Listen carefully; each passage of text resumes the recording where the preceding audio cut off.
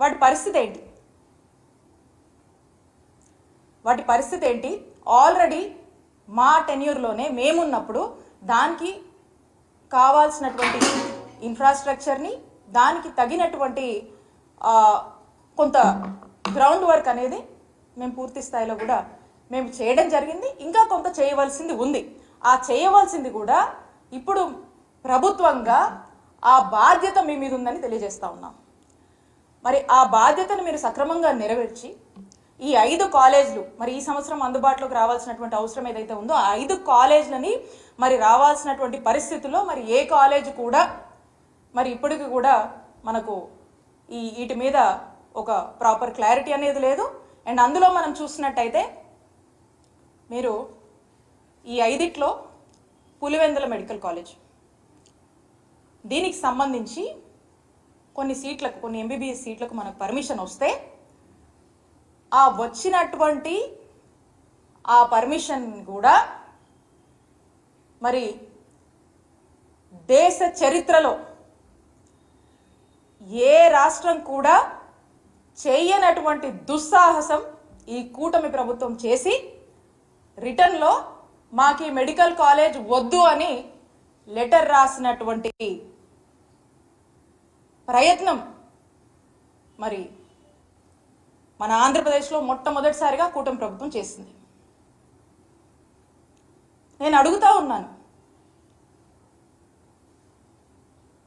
ఒక medical college తేవాలంటేనే ఎంత కష్టమో, 100 ఏళ్లకే 11 మెడికల్ కాలేజ్ మనకు ఉన్నటువంటి చరిత్ర మనకు ఉంటే మరి 5 సంవత్సరాల కాలంలో 17 గవర్నమెంట్ మెడికల్ కాలేజ్ తీసుకురావాలనేటువంటి ఒక గొప్ప సంకల్పం జగన్మోహన్ రెడ్డి గారు చేస్తే దాంట్లో 5 సంవత్సరాల్లో 5 మెడికల్ కాలేజ్ తీసుకొచ్చి ఈ సంవత్సరం 5 అందుబాటులోకి రావాల్సినటువంటి పరిస్థితి ఉండగా, వచ్చే సంవత్సరానికి 7 కాలేజీలు మళ్ళీ అందుబాటులోకి రావాల్సినటువంటి పరిస్థితి ఉండగా మరి వచ్చినటువంటి ఒక కాలేజ్కి వద్దు అని చెప్పి మీరు రిటర్న్లో లెటర్ రాశారంటే దీన్ని ఏమనుకోవాలి? స్పష్టంగా అర్థమవుతా ఉంది. అంటే పులివెందుల మీద మీకున్నటువంటి ద్వేషభావం, మీకున్నటువంటి రాజకీయ కక్షలతో పులివెందుల మెడికల్ కాలేజ్కి అనుమతులు వస్తే కొన్ని సీట్లకి వద్దని మీరు లెటర్ రాశారంటే ఇది మనకు స్పష్టంగా అర్థమవుతా ఉంది. ఇలానే మనం మొత్తం మీద కూడా చూసినట్టయితే మనకు స్పష్టంగా మొదటి నుంచి కూడా అర్థమవుతా ఉంది. ఏమని? ఈ మెడికల్ కాలేజ్ తీసుకురావాలి, ఈ రాష్ట్రంలో టెరిషరీ కేర్ స్ట్రెంథన్ చేయాలి అనేటువంటి ఆలోచన జగన్మోహన్ రెడ్డి గారు చేశారు. ఈ ఆలోచనని బాధ్యతగా మనం బాధ్యతగా అడుగులు వేసి మనం 5 కాలేజీలు తెచ్చాము, ఇంకా 5 రావాల్సినవి ఉన్నాయి. దీని మీద ఇప్పుడు కూటమి ప్రభుత్వము వాళ్ళు బాధ్యత తీసుకొని దీన్ని ఓన్ చేసుకొని ఈ రాష్ట్రంలో ఉన్నటువంటి ఎంతో మంది మెడికల్ ఎడ్యుకేషన్ చదవాలనుకున్నటువంటి విద్యార్థుల యొక్క ఆలోచనని, విద్యార్థుల యొక్క ఆశయాల్ని ఈరోజు కేవలం జగన్మోహన్ రెడ్డి గారికే ఇవన్నీ మనం అమలు చేస్తే పేరు వస్తుందనే దానికోసము ఈరోజు వాళ్ళ ఆశయాలను బలి చేస్తూ ఈ కూటమి ప్రభుత్వం అడుగులు ముందుకు వేస్తుందని తెలియజేస్తున్నాను. ఇక ఈ 5 కాలేజీ ఈ సంవత్సరంలో రావాల్సిన వాటికి పరిస్థితి ఎలా ఉంది? ఇక నాకు తెలిసి నెక్స్ట్ ఫేజ్లో మనం అనుకుంటున్నటువంటి ఇంకో 7 కాలేజీలు ఉన్నాయి. వాటికైతే అసలు ఫ్యూచరే కనపడటం లేదు.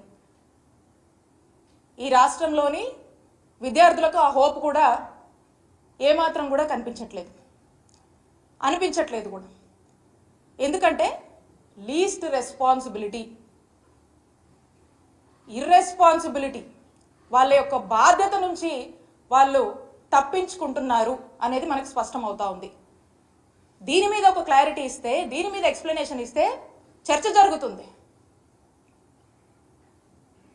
పైగా ఇదంతా కాకుండా మనం చూసినట్టయితే ఎంతో కష్టపడి వీటికి కావాల్సినటువంటి ల్యాండ్స్ని according to the land acquisition act ప్రకారం మనము కొన్ని ప్రభుత్వ భూములు ఉంటే ప్రభుత్వ భూములు తీసుకున్నాము, కొన్ని ప్రైవేట్గా మనం తీసుకోవాల్సి ఉంటే ఇది ప్రజలకు మంచి చేస్తుంది, ప్రజలకు ఎంతో మేలు చేస్తుందని చెప్పి ఎన్ని కష్టాలు పడి ఇంత ఖర్చైనా భరించి మరి పేద ప్రజల ఆరోగ్యం కోసం పేద ప్రజలకు ఒక ఆస్తిలాగా సమకూర్చి ప్రతి ఒక్క మెడికల్ కాలేజ్కి 25 ఎకరాలు మనకు అవసరం అవుతుంటే ఆ యొక్క ఆస్తిని సమకూర్చి ఈ రోజున ఇంత పెద్ద మెడికల్ కాలేజ్ తీసుకురావాలని ఆనాటి ఒక ఆలోచనని మరి ఈరోజు మనం చూసినట్టయితే ఏం చేస్తున్నారండి వీళ్ళు?